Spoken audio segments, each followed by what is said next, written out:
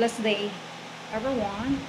So mga igsuon, magampo ko alang kaninyong tanan.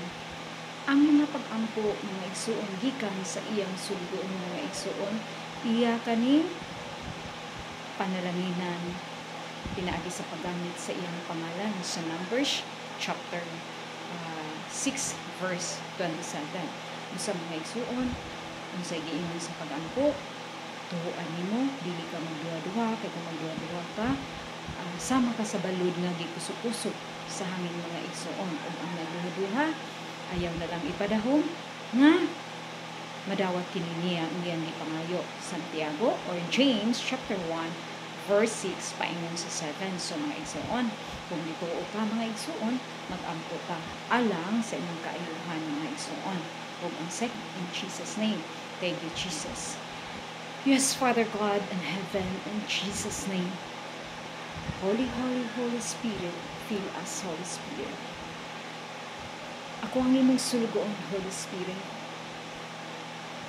Mukasi ako sa imong balanang dugo, aron ako limpyo na moatubang hamathango alang sa nakabati ni ini na akong birthday o sa nagtanaw ni ini, in Jesus' name. Holy, Holy Spirit, ikaw ang balaang espiritu na magatabang sa pag-usa. Romans chapter 8 verse 26.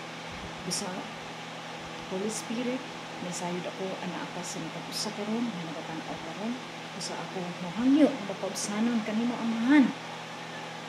Kinsa man karon ang naigibati na sakit, high blood man, arthritis man, diabetes man, o unsa pa kanang gibati sa mga panit, allergy, in Jesus' name.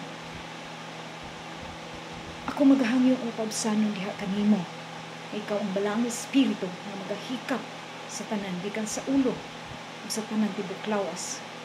In Jesus' name, in Jesus' name, ang kanang tanan na ilang bati sa ilang kalawasan na maayo ka na karon dayon. In Jesus' name, in Jesus' name, in Jesus' name. Holy, Holy Spirit, salamat sa walay katapusan na ikaw nag-aayo sa tanan ng masakiton. O sa Holy Spirit, kinuntanan nga imong kaayo, ako kinibalik yung ang sa ngalan ni Kristo na among Ginoo. Amen and amen. Thank you, Jesus. Thank you, Lord. So, mga igsuon, paminawa, ang tanang kalawasan, ang ignadayon si Kristo. Thank you, Jesus. Thank you, Jesus. Yes, hallelujah. Thank you, Jesus.